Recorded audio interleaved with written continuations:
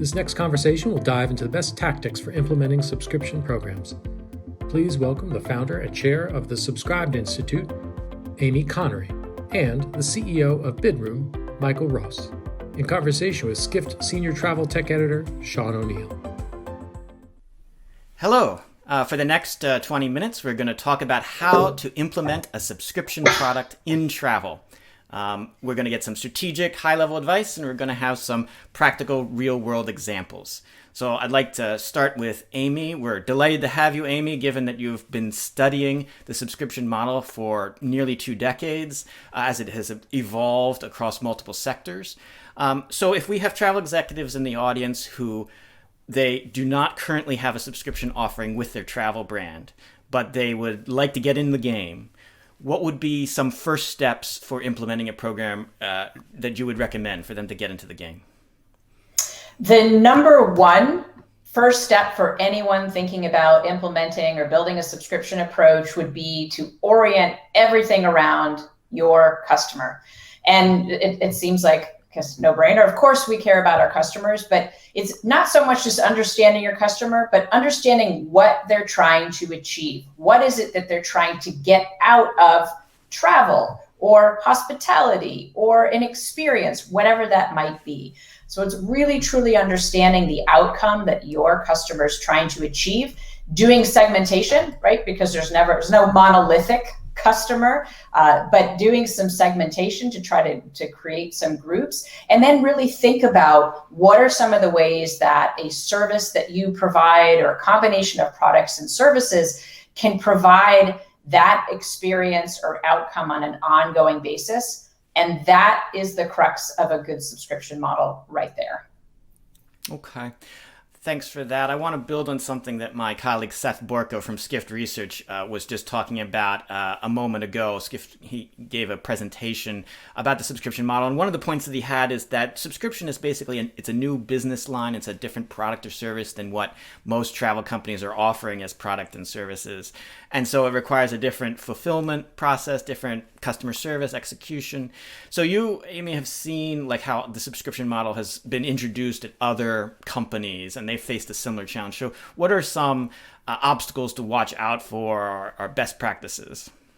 Sure. So all of us probably subscribe to something right now. There are so many subscription models in our lives, whether that be an Amazon Prime or Netflix or Disney Plus. And if we think about what are some of the reasons that we continue to pay for these services, or that we pay that bill every month, or in the case of Amazon Prime, you might go over the top and pay to view content that you don't have as part of your service. It's because you're seeing ongoing value. And so the ability to both deliver this ongoing value to the customer, but also to anticipate how you can help them discover that value and experience it is really important. So you as a provider have to be able to allow your customers to take a journey with your product or service. And that means they have to use it. So the most important thing is creating pathways for your customers to use your product and service, pathways for them to expand the usage over time, and pathways for them to see value in new ways, whether that's providing recommendations, whether that's expanding your ecosystem. And so doing that requires a systems approach. It's very hard to do what I'm describing at scale in the way that you need to do it in order to be successful in what we call the subscription economy. So your systems approach, again, has to be centered around that subscriber, centered around that customer, helping you understand when they're using the product or service, what kind of value they're seeing, and what they might need to do next in order to see more value. Okay, that makes sense, Amy. And that sort of dovetails with what we heard earlier from Brad Soraka from TripAdvisor. They're introducing a subscription program they're testing in the US called TripAdvisor Plus. And they sort of see it as a way of sort of deepening engagement with their quote unquote super users, picking up on what you're saying. One more question before I bring Michael from Bidroom in. Amy, when we've written in the past year and a half intensively about travel brands sort of experimenting with subscriptions in travel, one pushback that we've gotten from some skeptics is that some travel executives say, look, there's nothing new here. Subscriptions are a bunch of hype. For decades, travel brands have offered membership programs where a consumer pays an annual fee, let's say, and they get discounts back in return. So what is your response to skeptics like that about how in other sectors the subscription model has sort of evolved, has been very sophisticated, it's unlocked value both for brands and consumers in other sectors that the travel sector could take advantage of? Yeah, and I have to say, I agree with the skeptics that might say, look, subscription's been around for many years. And I agree that the financial component of subscription, the idea that you pay for something over time, whether that be a newspaper or a membership in a program, of course, that's been in existence for longer than most of us have been alive. But what is different about the modern subscription approach, and it's kind of implied in some of what I said earlier, is that digital component, right? The ability to really understand how your customer is seeing value from the products or services that you provide. A membership program or a loyalty program, that's a financial arrangement that gives the customer access maybe to value, but it does not give you the opportunity to participate in that value creation with the customer the way that things like mobile platforms and applications allow you to do that today. So what's really different about the modern subscription approach is the coupling of a relationship that happens to have a financial component associated with it, as well as digital transformation that has enabled us to build these kinds of enduring relationships with customers where we have a much better vantage point to understand how and when they're receiving value now and what that journey could look like over time. Okay, thank you, Amy. And Michael, you've been patient here, so I'd like to bring you into the conversation. So you co-founded Bidroom at the end of 2015. So you've been doing travel subscriptions long before the cool kids thought it was trendy. So what is it that you've heard from what Amy has said today that sort of resonates with your experience at Bidroom, and what are maybe some things that have been different for you as you're in travel? Yeah. Well, what we learned as well during the years is that you have to, what she said, give value all year long. And that's not easy in travel, right? You book a travel maybe a few times per year. And that's why I know the skeptics, okay, is it going to work in travel? And we saw the same a few years ago. We're just offering discounts on hotel stays. But we also realized, okay, this is not what you're using all year long. So what we implemented, much more perks, benefits whole year long. So co-working discounts, other discounts. So people who has a Bidroom membership, they're using it whole year long. So they're using it for the travel, saving on travel, getting perks, but also partner perks, but also much more than that whole year long. And I think that's really important that you keep giving new value. And I think what we also realize that you give value whole year long, but also develop new value. A good example, for example, you see with Netflix, they're running out of series. What they're going to do, they're going to build or create their own series. It makes a lot of sense. Right, and it's the same, I think, in what we saw. Okay, at the end, you might have an X numbers of properties on board.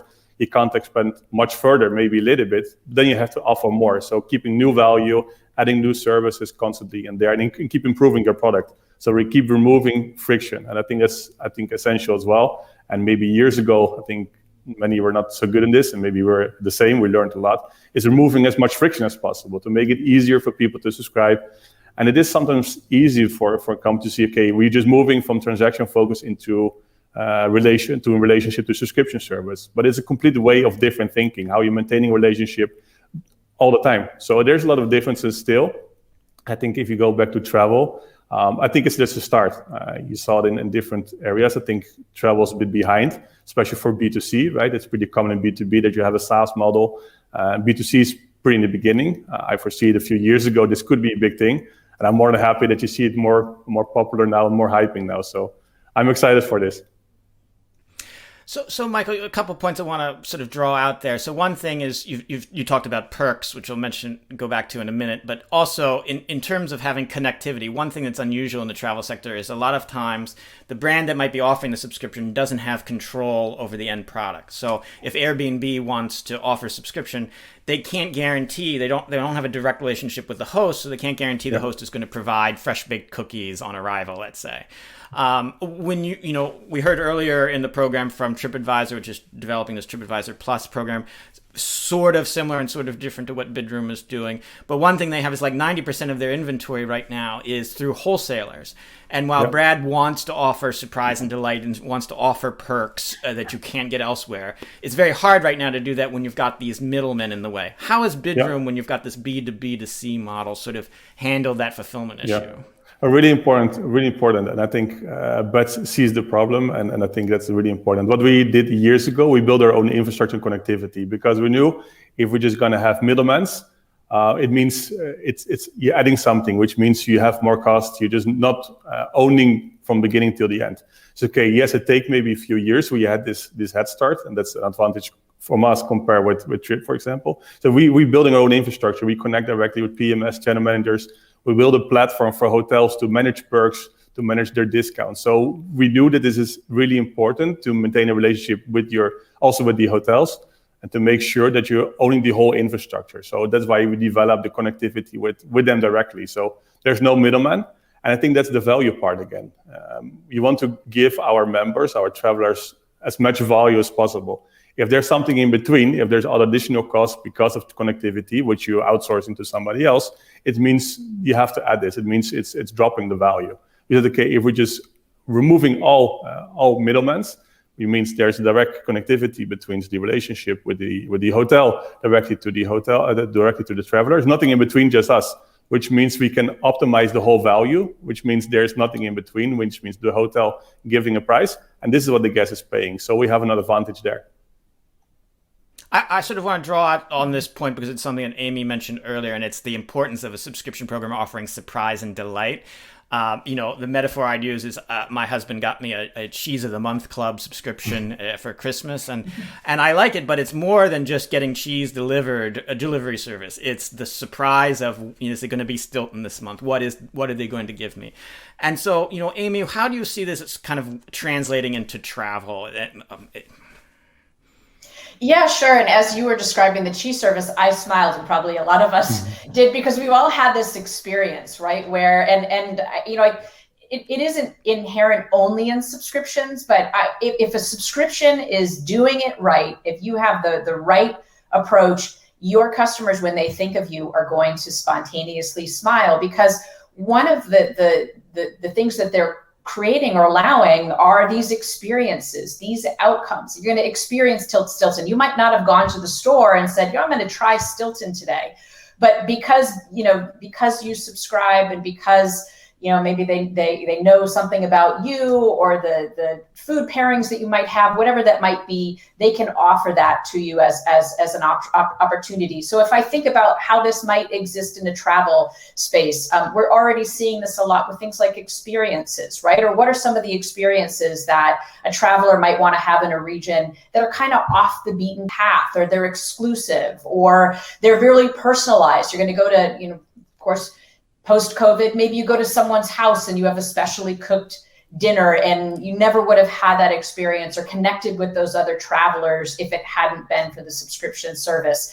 Maybe there are excursions. Maybe there are whole trips that you might take that help you experience a certain outcome. I want to do philanthropy, or I really want to learn to water ski, or I really want... Everyone's outcome is different, right? And so, again, if you start with the customer, and what are they going to be trying to achieve with travel post-COVID? Is it, gosh, I just want to do as many things as I can, or I really want to connect with my family in a way where we can all relax finally, or I wanted to bring my parents on a trip because they always wanted to go and they never did, and now's the time. So there are lots of different ways to think about what are people going to want to achieve with travel, and what are ways that we can build enduring relationships with them, so they have the sense that they're going to have an experience that gets better over time. It's not simply a transaction, it's a relationship that the traveler's building that opens, gives them the keys to a lot of different experiences. Fantastic. Michael, when people talk about travel subscriptions, they get very excited about the recurring revenue aspect, the predictability of that. Yeah. But a lot of times they don't talk about churn, which can be a problem both on the consumer side and on the supplier side. How has Bidroom handled the churn question? Yeah, no, it's important because it's crucial. Sometimes you can acquire a member, but if he's leaving a few months later, then you have to acquire new ones again. So we did a lot, and by offering what I said before is offering whole year long benefits and perks and discounts, people using the service longer, and it's really reducing your churn. I think it's also really important, first of all, to get on board and make it as easy as possible. The payment methods, you can see, for example, when you're implementing an Apple Pay or PayPal, this is people keeping this up to date. It means your chance of renewing is much higher if you're using a credit card that's expiring after 2 years. So there's a lot of things and tricks you can implement to reduce the churn. And I think it's really important just to comment on what Amy said, is relationship and personalization is so important. And I think that's the same if Sean is booking always a 4-star boutique hotel. Why, if you're just searching for a new hotel in Rome for your holiday, why showing 5-star business hotels, right? At the end, if you have a relationship and start knowing your customer, you should really use that. And I think as soon as you start using that, it's also reducing your churn because the experience, what Amy said, is great. And the same if you're using Spotify and they recommend your music because it's the same music you listen always, you're happy with the service. So I think the combination of giving a value all year long, but a great experience, I think is really important to reduce the churn. And in that case, what I said as well, make sure that you can renew. I think it's really important. I think the company over Emmy works for is good in it. It's like make sure that they're renewing your members so that they're able to renew and that you just don't lose them. And by simple things. What do you mean being able to renew? I'm sorry. Well, you can see the example with credit cards, right? If you see a credit card is expiring, if you're just adding a credit card and after 2 years it's expired and there's no follow-up, there's no relationship between you and the customer, you can charge him and he's out. You have to acquire a new one. But if you just make sure that it's like he's getting informed up to date by just adding his new credit card details, his expiry date, so just inform him before. The same, if they're paying with Apple Pay or they're paying, for example, with PayPal, this is what they're using for different services, which means they keep them up to date. So there's a lot of simple tricks that's really reducing churn. And also listen to the market. You see differences in countries, right? You see that in some countries, churn could be higher. They prefer maybe monthly payments or quarterly payments. So also listen to the market and the differences because every age or every generation is different as well.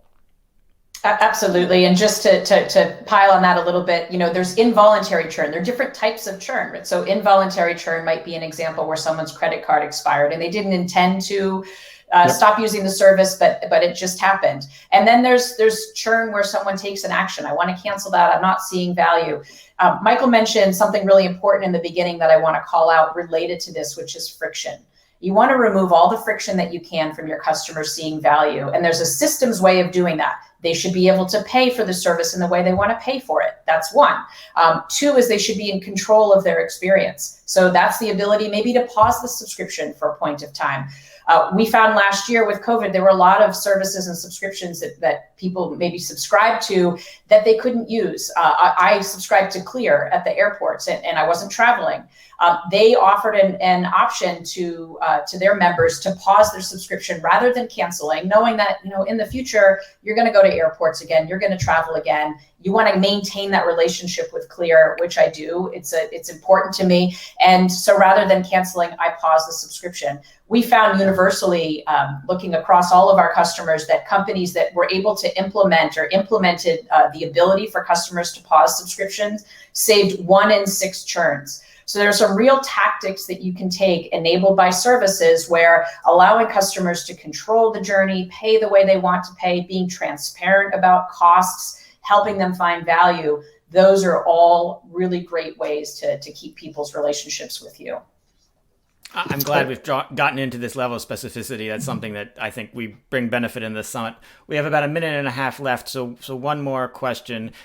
Amy, it seems like in the subscription model, in other sectors, one big part is instant gratification is the reason why it works. You pay the fee but very quickly after 1 or 2 tastes of the product or service, you are feeling that you're recouping the value of that cost. But maybe the travel sector, because it's more episodic, because it's a different cost structure, it won't apply so well. Do you feel like that's not really a hindrance for subscriptions in travel?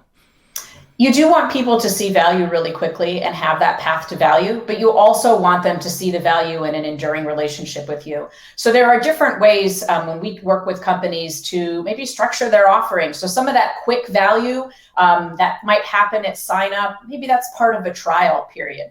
But there's an enduring piece of the relationship, and that's the piece where customers are really going to enter into that financial agreement with you, and where subscribing either in a value-based or a pay-as-you-go makes a lot of sense. So I think you do have to manage both levels.